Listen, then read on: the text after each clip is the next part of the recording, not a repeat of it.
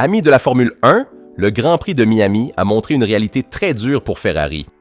Sur les 10 premiers à l'arrivée, pas moins de 7 étaient des motorisés Mercedes, et la Rossa semble avoir la power unit la plus sans difficulté de toute la grille.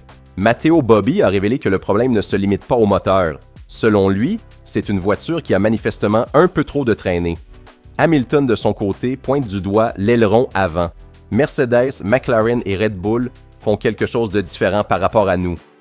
Le championnat 2026 est-il déjà compromis ou reste-t-il de l'espoir avec le nouveau moteur attendu à Spa? Si vous ne voulez manquer aucune mise à jour, laissez un like et abonnez-vous. Cela dit, commençons immédiatement l'analyse détaillée. Quelqu'un sur X a écrit peu après la course de Miami que cette équipe est une expérience sociale pour construire la résilience mentale. Il parlait évidemment de Ferrari, et je crois que cette phrase, aussi lapidaire que laconique, est particulièrement éclairante. Les tifosi ferraristes ont depuis 2008 une phrase persistante qui s'est révélée fort véridique. Cette année encore, on gagne l'année prochaine. Après 5 semaines de pause, de développement et d'espoir, il était peut-être légitime de penser que quelque chose de positif pourrait se voir à Miami. Mais la Floride nous a montré le lot habituel de désastres Ferrari qui ont d'un coup anéanti toutes les espérances de la tifoserie. Les nouvelles règles décidées précisément pour ce premier Grand Prix américain, suite aux critiques sur la sécurité des 3 premières courses, ont montré encore plus clairement qu'il s'agit fondamentalement de formules Mercedes. Sur les 10 premiers à l'arrivée, pas moins de 7 étaient motorisés par la maison de Stuttgart, et ce seul chiffre raconte plus que n'importe quelle analyse technique. La Rossa a un déficit de chevaux et d'énergie que ne compense pas ce qui semble être un châssis valide et une aérodynamique affinée. Pour le dire avec les mots de Piero Ladizza, Ferrari est toujours celle à qui il manque un sou pour faire la piastre. Il manque toujours quelque chose dans la recette pour en faire une équipe gagnante, un fondamental fort, un autre faible ou une erreur de stratégie au mauvais moment. Matteo Bobby a mis en évidence comment Ferrari a un problème supplémentaire et non négligeable, au-delà du manque de puissance moteur. Leclerc a fait une belle course de cœur, comme d'habitude, indéniablement, bien surtout compte tenu des difficultés objectives d'une voiture qui est probablement déficiente du point de vue de la vitesse en ligne droite. Mais selon Bobby, cela ne signifie pas forcément uniquement un manque de moteur. C'est aussi une voiture qui a manifestement un peu trop de traînée, c'est-à-dire de résistance à l'avancement. Avec les mises à jour de Miami, la SF26 est plus légère et l'efficience aérodynamique a progressé. La Macarena aide sur la vitesse de pointe, mais pas encore suffisamment. Les pilotes sont contraints d'utiliser trop les pneus pour rester au rythme, et Leclerc a tout essayé pour tenir le podium avant qu'une erreur lui coûte très cher.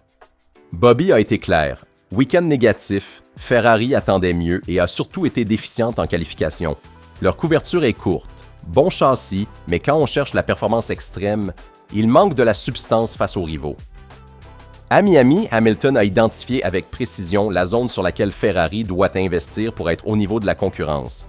Le septuple champion du monde a reconnu que l'équipe a travaillé incroyablement dur pour amener les mises à jour qui ont permis de faire un pas en avant, mais les autres aussi se sont énormément améliorés.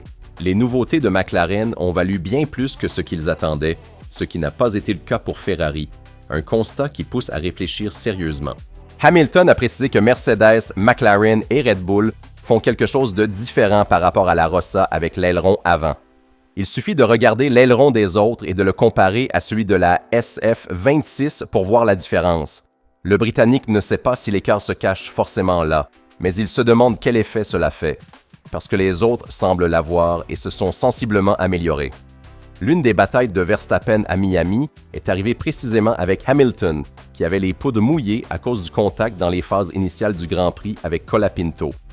Malgré les dégâts au bargeboard, Lewis a tout de même eu l'occasion d'analyser en profondeur le comportement de la voiture par rapport à la concurrence, et ses observations sur l'aileron avant pourraient indiquer une direction de développement fondamentale pour les techniciens de Maranello dans les prochains mois. Mais comment a-t-il été possible de rater la Power Unit? C'est le secret de Polichinelle qu'on ait dû recourir à une unité d'urgence pendant que l'original claquait sur le banc d'essai. Comment a-t-on pu commettre une erreur de ce genre alors qu'on s'était totalement concentré sur cette saison fondamentale dès l'année précédente? La question est légitime et brûle beaucoup. Avec la Duo, il y a probablement la possibilité que les choses s'améliorent et qu'on puisse gagner quelques courses, mais le championnat reste un objectif très lointain. Tout est possible, soit dit en passant, mais jusqu'au moment où n'arrivera pas cette nouvelle Power Unit salvatrice, les autres accumuleront beaucoup de points. Ferrari était déjà derrière Mercedes et la voilà désormais dépassée aussi par McLaren, avec Red Bull et Verstappen qui sont déjà là. Bobby a confirmé que des nouveautés encore plus importantes doivent arriver, même si Ferrari en a déjà beaucoup apporté à Miami. Le gros du travail a donc déjà été réalisé en attendant l'Adduo et le nouveau moteur qui devrait arriver entre juin et juillet. On s'attend à ce que la nouvelle Power Unit soit montée lors de la 10e course, soit à Spa, en Belgique. Et jusqu'à là, Ferrari devra saisir les opportunités si elles se présentent et jouer en défense. À Maranello, il ne semble pas y avoir beaucoup de sérénité non plus concernant les pourcentages de l'Adduo. Vasseur ne semble pas très serein sur le sujet. Il paraît même presque inquiet. Recevoir les concessions à 4% de la fédération permettrait 2 mises à jour au moteur et d'autres avantages qui permettraient bien de combler l'important écart avec le temps. Puis il y a aussi la question de l'ailette FTM, sur laquelle la fédération envisagerait une interdiction à partir de 2027, une grande intuition du cheval cabré qui restitue une contribution importante aux performances de la voiture et qui risque d'être sacrifiée pour des raisons politiques. Le week-end de Miami a été un coup dans l'estomac pour les tifosi de Ferrari, mais la lucidité dans l'analyse est fondamentale. Le nouveau moteur à Spa peut changer les équilibres. Les observations d'Hamilton sur l'aileron avant indiquent une direction de développement concrète, et le problème de traînée mis en évidence par Bobby est résolvable avec le travail en soufflerie. Certes, plane déjà la fatidique phrase « Cette année encore on gagne l'année prochaine », avec l'espoir du cœur d'être démenti, mais avec la rationalité du cerveau qui dit que ce sera précisément ainsi. Un éloge cependant s'impose pour Kimi Antonelli, qui a gagné sans avoir la meilleure voiture.